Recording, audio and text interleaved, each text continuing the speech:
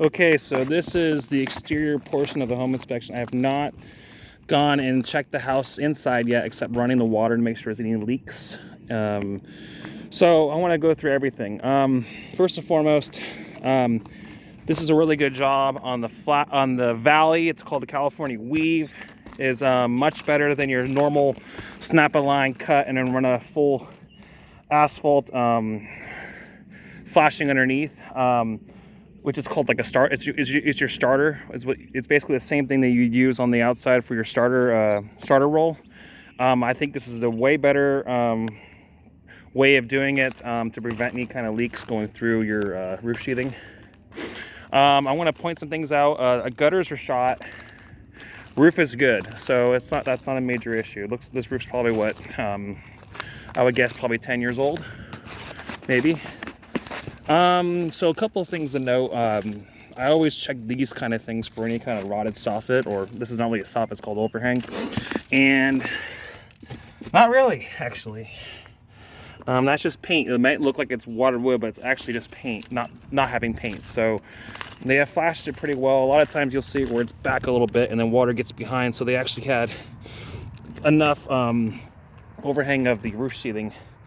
Not roof sheathing, but the asphalt shingle. So rule of thumb is you usually want to be about a little bit too far, not far, but about right there. A rule of thumb, you want to be about that length of overhang with your shingles past the fascia, or the in this case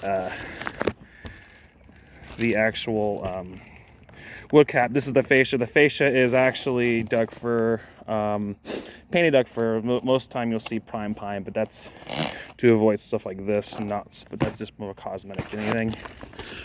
You can see down the ridge how it's pretty straight. So the roofer obviously did a really good job roofing this. This is one layer, and they took the old layer off. So a lot of the for dimensional roofing, you're only allowed one layer anyway. For 3 tab, you could put up to 3 layers depending on pitch. I think it's anything higher than a 4 and 12, you only do 2 in California. So that's nothing concerning with this. This is actually a pretty good roofing job. So a lot of the stuff in this house is very just cosmetic stuff. So, I mean, obviously the garage door needs to get fixed, but we'll get to that point.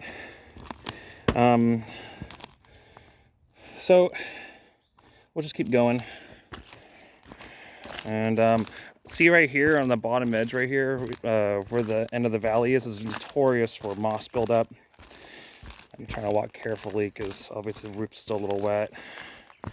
So a lot of times too is you'll see water seep behind that. So these gutters do need to get replaced. They should run that tighter. Most likely when they replace the roof, they probably cut some of that gutter back to run new shingles through. So that may most likely just never been like that before. So I think the reality of what we got to do is, sorry, someone just talked to me. Okay, so with this moss buildup, you want to make sure that you use some wet forget. Try not to use any type of pressure washer because you'll ruin the actual grit of the roof. And then when you do pressure wash it, you want to try to take care of all this stuff before you put new gutters on, so you don't wipe out your gutters. It's optional to have gutter covers. I think with this kind of situation, you don't have too many trees. And they're always a pain in the butt to try to clean after. So I would say just don't even have gutter covers as long as you maintain them. Because this is the only area that would be concerning with pine needles getting in.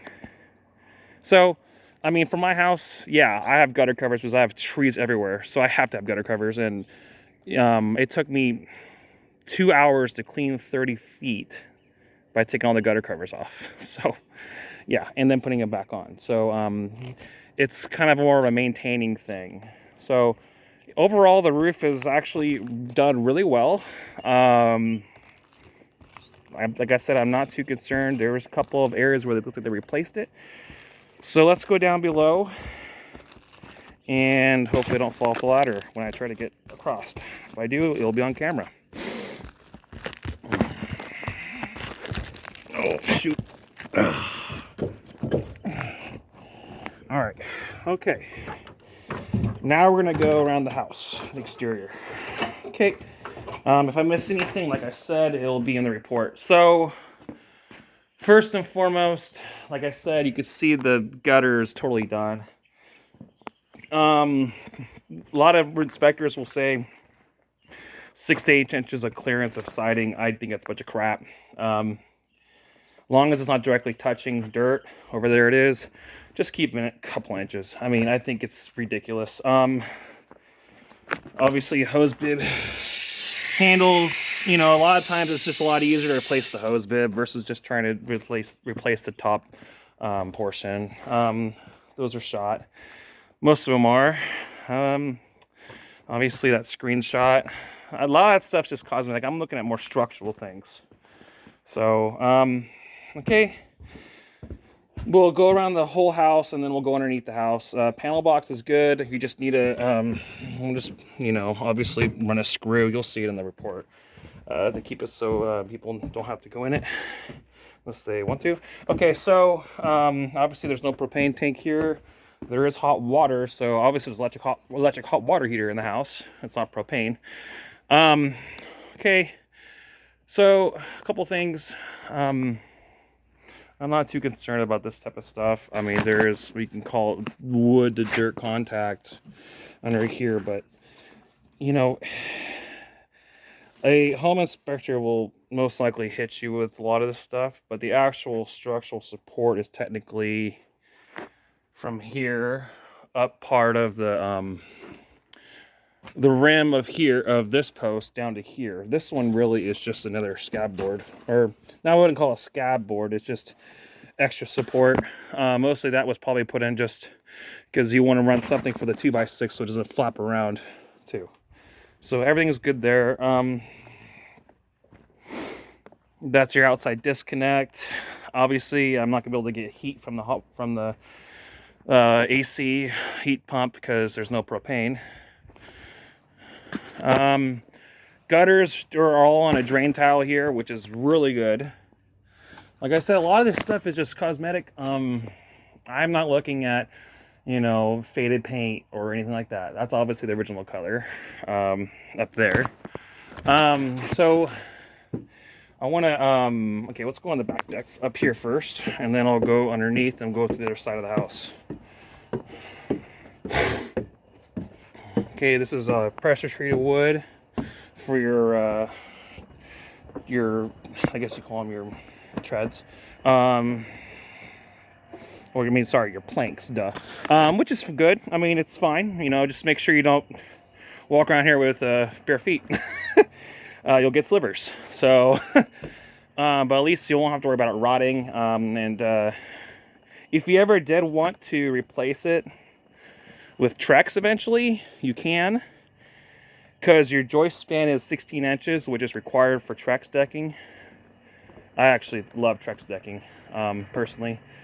So let's talk about the overhang. Okay, so the truss guy or the builder didn't cut off his truss tails. So what happens, and I could show you proof he didn't, by this point right here.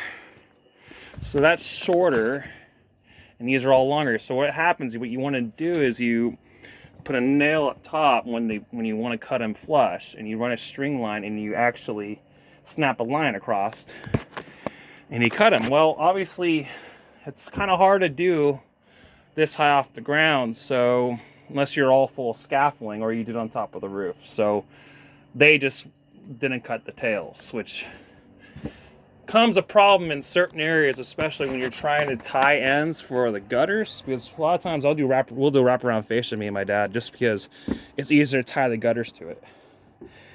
Okay, so, and then if you do wraparound fascia, you have to cut your tails because you'll see it if it's not done correctly. So, okay, so we will go through here now. Okay, we need to get a handle on this, whatever, it's not a big deal. Okay, so I will explain what we need to do here structurally to keep things from moving. There is movement down there. Like I said when I was talking to you guys on the phone, that if it's on a hillside, the first thing I'm gonna look at with a big deck like this is seeing where that footing is, if it moved. It has, but I'll show you how to fix everything. Right here, it's gonna be on a report. Run a 2x4 on the bottom right here. Tie it to that column up there. That will keep that from kicking out. We'll go over here now. This column right here, tie this right there, up there. That's gonna keep that from kicking out. You're able to tie to that girder because that girder is all tied up to that ledger over there, which is actually lagged into the rim of the house. You wanna tie this one right here. Let's see, outside 2x4 to that one right there, right underneath. Let's see if you can see my finger, right underneath that column. That will keep things tied in together. I mean, if you really wanted to, you could tie to ledger too, but that's quite a big span. I would just go to that 4x, and then with all the tie downs here, yeah, that's not gonna go anywhere once you tie into that. So that will keep that footing from kicking out. Excuse me. Let's go around the house. Okay, so you see where this buckles a little bit from the sun side above the Z-bar for the siding. What it is that they had the nails too high, sun damage, and what you really want to do is when you use a nail gun, you want to nail it into the Z-bar that's behind it. The Z-bar is about an inch behind, up behind the T111 siding. That causes it to not to buckle right there. So moisture damage, sun damage, it's very common when you see it where all those areas are where, yeah, the nails are too high or they shinered. So I wouldn't worry about it. You're not going to be able to sink that in, and really it's not worth tearing out and residing. It's just, I try not to get too detailed in certain things that really should get, replaced. Unless you see full holes, then yeah. Or you see, the actual OSB.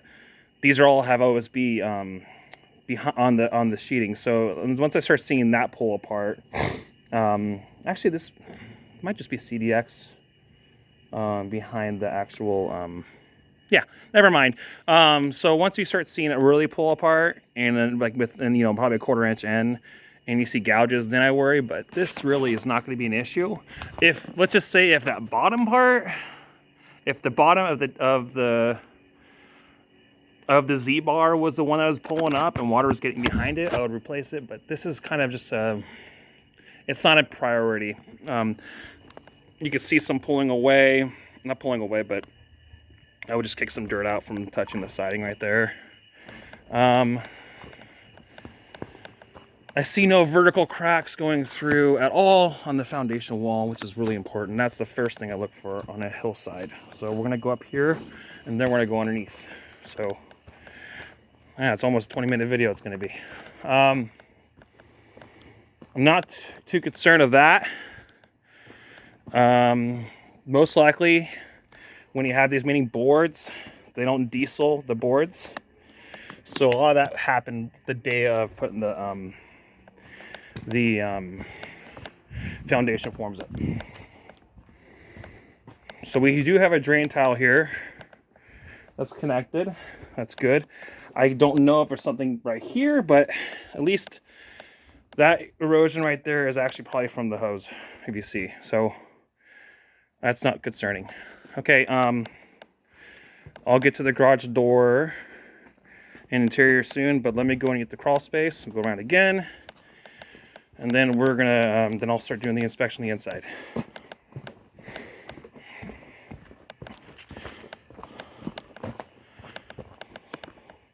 overall, I'm going to show things on this house that are really important to note that another home inspector would never tell you, because they don't build. They never have built. So this is why you hired a licensed general contractor to do your home inspections, not someone who just referred. Okay, so even though, you know, I am well referred from many people. So, okay, so, all right. Tyvek wrap. It's just basically a way vapor barrier was not required. Sorry, was not required code in 1990. So that is a good thing to know.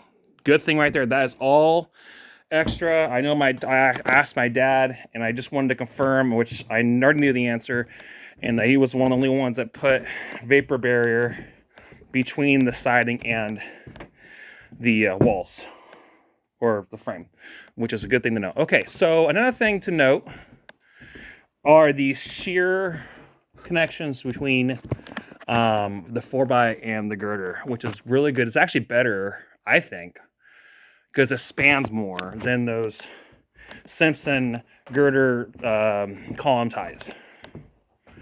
Okay, so this is important too. These are deep footings for each. So a lot of times I'll just see, most of the time, depending on the year, especially older than this, I will see no footing below the pure blocks, and it's like, oh my God. So there's no movement. There's no pulling away. If there is, it's a little bit, but that is at least sheared up top too. So, and I did that huge house. It didn't have that kind of thing. So, it really is just extra care. No vertical cracks gone through at all on that foundation wall. That is absolutely a good job right there. This is your load bearing right here. They did put that block. You'll see in the report. Do not ever take that block out, ever. That is helping keeping that footing from moving. So that's a lot of weight. So that's a good dead load right there. As you can see, they also put, which is nice to see, a 4x. I mean, some of this stuff is probably engineer specifications too, but 4x underneath where that girder for that load bearing is. See? That's really good to note about. Let me see if I can find some more things. I'm probably going to forget a couple of things, but it's in the report. I mean, it's all one take, so. Okay. Good scab boards across between those openings. It looks like, well, actually, there was a post here before. I take that back. They took that post out, and yeah, there was a post here for that span. So actually, I'd recommend putting another post in, but yeah, I don't know why they took that out. I'm guessing just obviously for the deck. So, it's my phone going off.